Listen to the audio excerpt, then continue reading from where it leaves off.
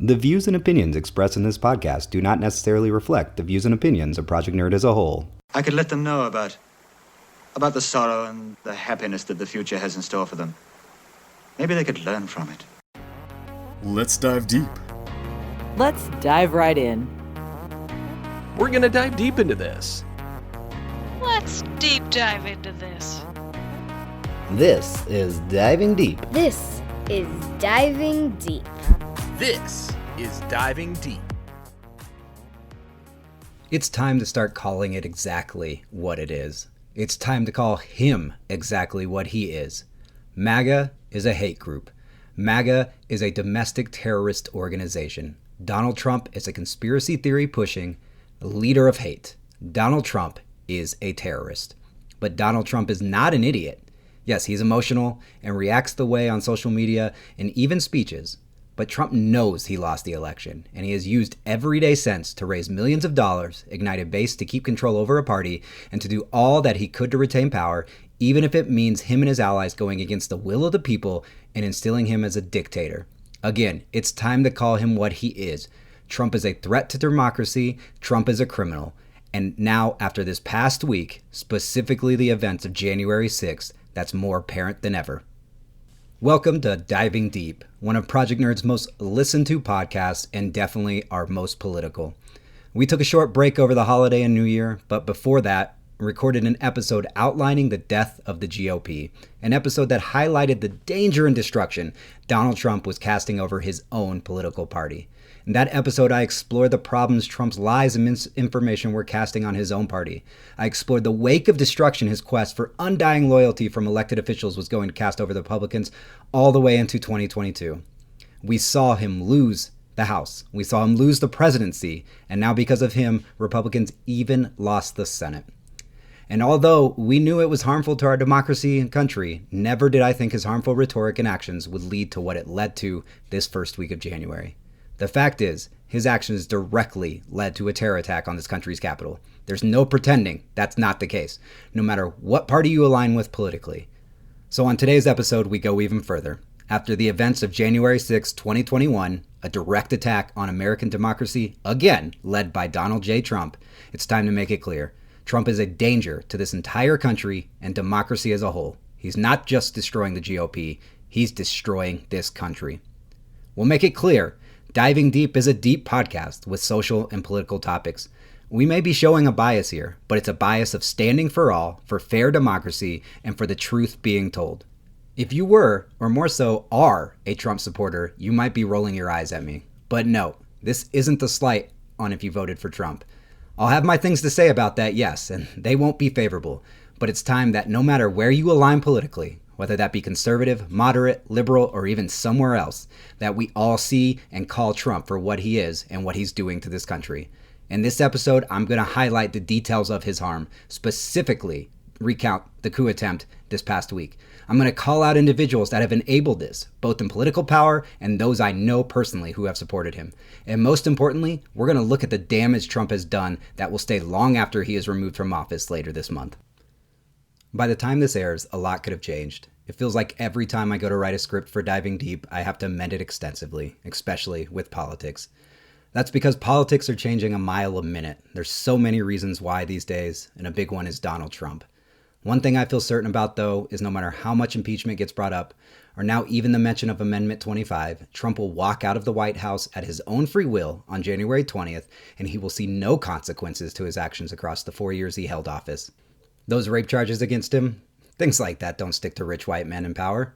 His poor and questionable business decisions and tax evasion, well, he just raised $250 million off of suckers to fix those. Congress impeachment, and in under 2 weeks, Senate Republicans fear breaking away fully. It'll never happen. And it's all about power. Trump has lit a fire under 72 million Americans who have hate in their heart, and that fire is not going away. Knowing that, the people that hold that power and want to retain that power over the country and you will stay loyal to him, even if they pretend for a day they aren't loyal. Let's make this incredibly clear here. Trump lost the presidential election. Biden won. Nobody stole it. More than 84 million Americans were fed up with the bullshit he was peddling, and more importantly, the bullshit they were now hearing from people and loved ones supporting him. The fake news rhetoric, the post-truth era, the conspiracy theories pushed from the top, the embracing of hatred and fear, the socialism and America myth. It's all disgusting. Those that had hate in their heart on some level spoke up using Trump's lies and misinformation as an excuse. Fake news, conspiracies, socialism, all war cries to mask the fact that Trump would allow them to be the bigots they truly are inside. Sure, there are plenty of idiots in this country. We again saw proof of that with the terror attack on this Capitol. But most of the people that still defend this coward, this criminal, do it to protect their own selfish interest and know exactly what he is. And that goes just as much for you, the two-time Trump voter and the conspiracy-sharing middle-class American, as it applies to any surviving Cook brother or member of Senate that broke the ranks like Ted Cruz. The privileged conservative might continue to say a few things in defense of the attack on January 7th. They might first say it's not Trump's fault to select a group of his followers storm the Capitol, and they might also say Antifa did it. The answer to the first one, yes, it is 100% his fault. And the answer to the second one, you're an idiot. We don't really have to dive that deep to see Trump's role in it, but we will, and we'll start with his social media presence. Trump spent years, and especially the past few months, going unchecked and doing whatever he wanted on Twitter. Sure, he got a little tag the past 2 months under his post saying it was disputed, but a tag that his followers had already deemed biased and oppressive because Trump told them big tech was against them. He lit a fire under the asses of the racist rednecks of America for an entire presidential term. He has, without question, shown his allegiance to groups that promote white supremacy and loyalty to him, including the Proud Boys, and never got pushback from even the most moderate of Republicans for it. And on January 6, 2021, he held a rally in Washington, D.C., one he had pushed to organize for weeks, where he would light that final fuse towards destruction. At 12 noon, he took to the stage and spewed lies and false rhetoric about the election. He then told his followers to march down to the Capitol. He said, quote, "We may have to use force." As he reiterated, quote, "We will never give up. We will never concede." He then retreated like a coward back into the White House as his thugs, nay, his organized terrorists, marched to the Capitol to do something that has never been done before. Yes, this attack on the Capitol, this attack on democracy, is Trump's doing. This is completely his fault. And if it wasn't enough, he then refused to be the one to deploy the DC National Guard. He waited until after politicians, including President-elect Joe Biden, publicly asked him to have his thugs stand down. And while the riots were happening, instead of showing any concern, he was trying to get a hold of senators to continue to delay the process of democracy. His statement, a weak-ass recorded 1-minute video that called those people good and special, that told them he understood their feelings, and of course, spent plenty of time reiterating his lies about the election results. His children calling them good people, patriots, and activists, as we saw photos of these terrorists get released with them firing weapons, looting, wearing racist clothes, and waving racist flags. He became the leader of a terrorist organization, and it seems to have happened without a single ounce of consequence. So I say it here, shame. Shame on him, shame on them, and shame on you. Yes, you, the Trump voter. If you, the Trump voter, are still listening, you're wondering, what was your role in this? Well, let's take a minute to talk about that. You, the person that voted for Trump in 2020, after all that he had done. And even worse, those of you that bought into the lies in the charade of the election being rigged. And even worse than that, those of you that actually marched for him, whether in DC or somewhere else. You are responsible for the death of more than 4 people on January 6th. You have the blood on your hands of a dead officer, not to mention the many minorities that have been beaten and murdered throughout the last few years. You are the one who locked the cages on the border of those children separated from their parents. You, likely without an ounce of guilt in your heart, fueled a fear that caused riots, looting, attacks, and deaths. You helped stage the coup. You are an enemy of the United States of America if you still support Trump. You and your allies that will submit to anything Trump says are what is wrong with this country. You breed fear, you breed hatred, you breed division. This includes those elected officials that even after this planned coup, still objected to results that the courts and people have already deemed legal and true. 6 senators showed a disgusting display of loyalty even after that, including Ted Cruz, Josh Hawley, Cindy Hyde-Smith, Roger Marshall, John Kennedy, and Tommy Tuberville. The list of loyal cowards also include 147 representatives of Congress, such as Paul Gosar of Arizona, Matt Gaetz of Florida, Rick Allen of Georgia, Greg Pence of Indiana, and 16 congressmen from Texas. This means if you voted for Ted Cruz, you voted for terrorism. You voted against democracy. I'm talking to you, my family members in Texas. You voted for fear because of fear. I am ashamed. I am disgusted. And I am let down. Yes, I'm talking to people I know personally now. That family member that still calls Trump a lesser of two evils. A lesser of two evils compared to what? Hitler? Kim Jong-un?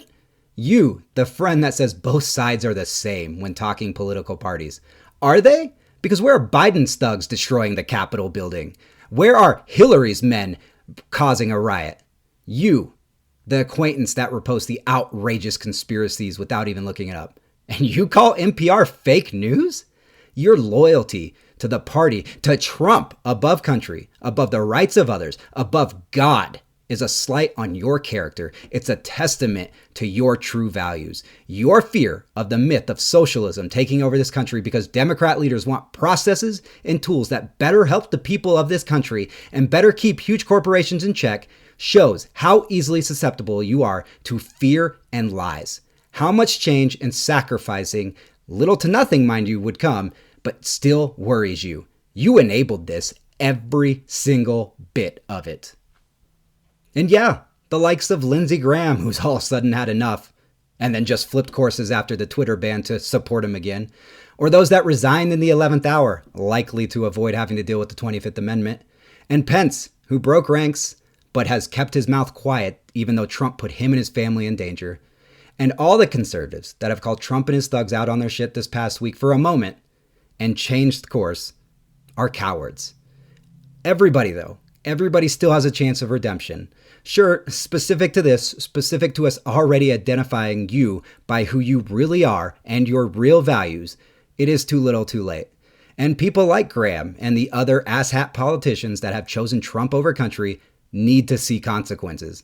But that doesn't mean everybody can't still play their role in actually making America great again. It's possible Trump might accomplish that goal, actually. It was his roar cry for 4 years, after all. Make America great again. The problem for the far-right radicals, though, is he's not doing it in the way he claimed he would, or the way you pushed for. Trump is the first president since the Great Depression to have lost his party's control over the House of Representatives, the presidency, and even the Senate in a single term serving.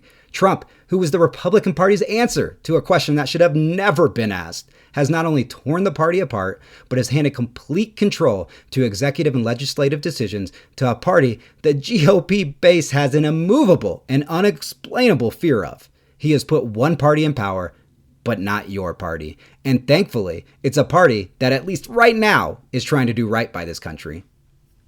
As early as February this year, we could see more pandemic help, stronger accountability on large corporations, clear change and relief for our educational system, including school loan relief and reform, updates to healthcare, changes to Trump's harmful executive orders passed, and the efforts in saving the environment reinstated or better stated. And you can see for the next 2 years that socialism won't come. Yeah, politically, 2016 was painful. 2017 was worse. 2018 was sad. 2019 was a shit show. And 2020 was an embarrassing disgrace for this country. And the first week of 2021 was alarming. And it was all under Republican hold, all under Trump's influence. It was Trump's America. But that ends January 20th. As much as the actions of the terrorist mob in Washington, D.C. might have caused one to doubt this country and its future, we cannot lose hope, and we must remember, he will leave. And although at times it feels like Trump's thugs are the majority, they're not. I'm with the majority here. That change should happen more quickly than the 20th. That good needs to come, and Trump needs to leave. Examples do need to be set. Trump should be removed from office ahead of time. No pardons to anybody with the last name Trump should be issued. Cowardly puppets such as Ted Cruz and Josh Hawley should be reprimanded and removed as well. More than the 53 current arrests of those who stormed the Capitol need to actually happen, and charges should be pressed, prison time should be served, and the Republican Party, Trump's party, should see more than a slap on the wrist for this. And it should have happened yesterday. Every day, Trump remains in power, even if he now concedes to a peaceful transition of power that he already admitted he regretted doing, enables his followers to validate what has happened. As the saying goes, failed coup attempts are often followed up by successful ones, and if there are no consequences handed out to individuals listed a moment ago, another attempt is imminent. And we see that already playing out on Twitter and Parler, no matter how much banning is done. QAnon is going nowhere. MAGA is here to stay. White supremacy was here long before Trump, and now that his platform has allowed it to be mainstream and fine, it's only going to spread worse. Even with Trump losing power and the presidency, and likely losing his social media platforms for a long time, MAGA has organized across social media and has done so without fear of repercussions. A number of things need to happen to halt these acts of terror and these attacks on democracy by the MAGA faithful from happening. As noted, Trump has to be removed, and I don't mean from Twitter, I mean from the presidency. And it has to be done in a way that shows he's doing so at consequence. An impeachment, an act of the Constitution by his cabinet and staff, a public resignation with accountability tied. If he leaves on January 20th at his own will without a word about all of this, his followers see success. They see opportunity. MAGA needs to be identified as what it is. If we can legally mislabel a movement and an idea to remove fascism, Antifa, as a terrorist organization, it's time to call MAGA and the Proud Boys the same, because that's what they are. Antifa is an idea. There is no leader. There is no organized mob. MAGA is led by Trump. It's organized across social media. It's incited by Trump and his allies, and it's caused violence. MAGA is hate. The Proud Boys are hate. They are both terrorist organizations. These ally voices, the ones that spread false hope like a plague, must be boycotted. They must be shut down. Rush Limbaugh, who praised this violent attack, needs to lose his show. QAnon online message boards and groups should be closed and blocked. We've started it, but it needs to continue. Fox News needs to suffer consequences for misinformation and direct lies. OANN should be fined and gutted for putting allegiance to Trump over real news and this country. And finally, 84 million isn't enough. 70% of eligible voters turning out is not a success. It's time for eligible voters to turn out at 80%, 90%, or even close to 100%. And it's time for conservative, moderate, and liberal voters to hold those that put Trump on a pedestal accountable. Ted Cruz should be voted out. Josh Hawley should be voted out. Lindsey Graham should be voted out. Mitch McConnell should be voted out. Every Republican that chose MAGA and Trump over even the GOP should be voted out. And then after that, every politician that chooses red or blue over red, white, and blue gets the boot. No more threats, just action by the voters. I'm getting loud, I'm getting intense, and I'm showing anger. But I just need to remind Americans retain the power. And even though it seems like there are a huge amount of racist redneck Trump supporters, which don't get me wrong, up to 72 million is a lot of them, it's time to remind the people of this country, especially those being hurt and oppressed, that those that support freedom, the fair treatment of all, accountability, and actual law and order are greater, stronger, and more. We will not be silenced. We will be the ones that don't give up. We will silence the opposition. We will silence hate, and we will silence lies. We will do everything over the next 2 years to make future elections what they should be. Just politics. Thank you again for listening to Diving Deep. Project Nerd is an entertainment blog, and we recognize this, but when the fabric of our democracy is under attack, we remind everybody there are no lanes. So this is our lane as well. This is our job to be heard and to push for a better tomorrow. We do get it. Diving Deep is a very different podcast than the other Project Nerd podcasts, so if you find this on Project Nerd, remember to subscribe, but now go to where you get your podcasts and subscribe specifically to Diving Deep as it's on its own podcast feed. With the new year, we'll have some more longer episodes with more information, including talking things like social issues such as school loans and other reforms, as well as fun and cool interviews talking to people who have started brands and organizations. Social media is definitely going to be a topic. A lot of things to come to you from Diving Deep and Project Nerd in 2021. Also, we value your opinion very much. Wherever you get your deep dive, feel free to leave us feedback on what you like, dislike, or think we could improve on. And for all the other amazing Project Nerd podcasts, please visit projectnerd.com/podcast. That's project-nerd.com/podcast for all the amazing content, new and seasoned, that you'll find all throughout 2021. Good day and good night.